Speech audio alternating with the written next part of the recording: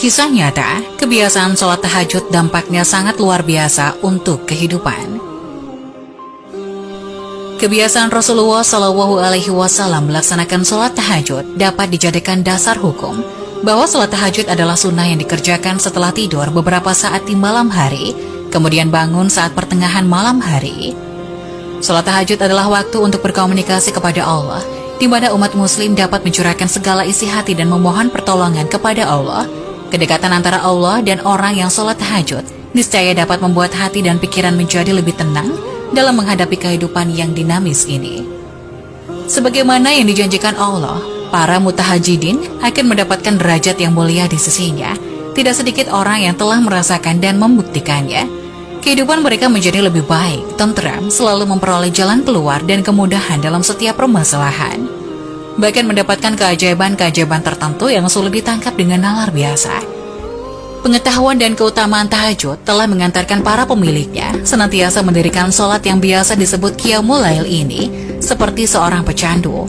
Seperti halnya Rasulullah Shallallahu Alaihi Wasallam yang tidak pernah meninggalkan sholat tahajud dalam kondisi dan situasi apapun. Kemudian sekian banyak kisah para pecandu ini telah menjadi suri teladan dan tempat pembelajaran bagi yang lainnya. Bahkan sebagian dari kita telah berkonsultasi kepada pecandu tahajud karena didera masalah berat, lalu solusi yang diberikannya ternyata hanya dengan mendirikan sholat tahajud ini. Setelah itu, apa yang terjadi? Tahajud telah menjadi pil ajaib yang menyembuhkan berbagai penyakit. Masalah kehidupan yang mereka alami berangsur pulih dan mendapatkan kemudahan dalam setiap permasalahan. Kesombongan terhadap Allah kini mulai mencair. Mereka lebih meyakini secara hak atas syariat dan janji Allah Subhanahu wa Ta'ala. Ada kisah dari seorang syah yang ingin melakukan perjalanan dari Kairo untuk kembali ke Arab. Sebelum melakukan perjalanan tersebut, ia ingin mampir ke salah satu masjid di Kairo, tempat ia melakukan ceramah di hari sebelumnya. Setibanya jam 2 malam, syah itu menemukan orang di mihrab sujud sambil menangis. Dia merengek kepada Allah dalam sujudnya, sampai syah itu berkata, "Ya Allah, kabulkanlah permintaan orang ini." Walaupun dia belum mengetahui apa yang diminta oleh orang tersebut. Selesai sholat, syah itu mendekatinya dan berkata, "Masya Allah, doa apa ini? Luar biasa. Doa yang diikuti tangisan di sepertiga malam menjelang subuh. Allah turun ke langit bumi, mengabulkan ini." Kemudian orang tersebut menjawab, "Demi Allah syekh, istri saya sekarang sedang dirawat di rumah sakit. Saya harus membayar 14.500 pound Mesir. Kalau tidak, istri saya tidak bisa dioperasi." Syekh itu pun menyuruh orang tersebut untuk tetap melanjutkan doa dan menikmati sujudnya, karena Allah tidak akan menyia-nyiakan orang yang ikhlas meminta kepadanya. Sampai di waktu subuh, seorang pengurus masjid menyuruh syekh itu untuk menjadi imam. Karena memakai mikrofon, maka suara syekh tersebut terdengar hingga keluar. Kemudian ada seorang pengusaha Mesir yang apartemennya dekat dengan masjid, dan dia suka mengikuti ceramah syekh ini.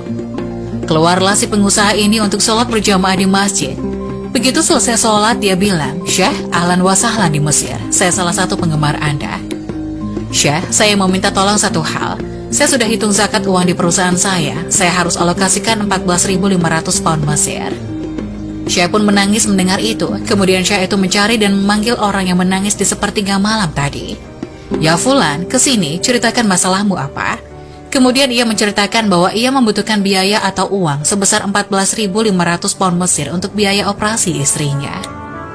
Seketika pengusaha itu menangis dan berkata, "Demi Allah Syekh, saya sudah 1 minggu taruh uang ini di lemari saya.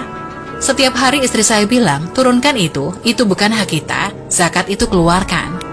Saya ingin mendapat satu orang yang saya kasih langsung, daripada saya bagi-bagi. Saya mau satu orang yang saya kasih selesaikan masalah dia dan Allah selamatkan saya di akhirat." Lantas, diberikanlah uang 14.500 pound Mesir kepada orang yang membutuhkan tersebut. Terpenuhilah kebutuhan keduanya atas kuasa Allah Subhanahu wa Ta'ala. Dari kisah tersebut dapat memberi pelajaran bagi kita semua untuk selalu bersabar dalam berdoa. Karena Allah Subhanahu wa Ta'ala pasti akan mengabulkan setiap permohonan permintaan hambanya.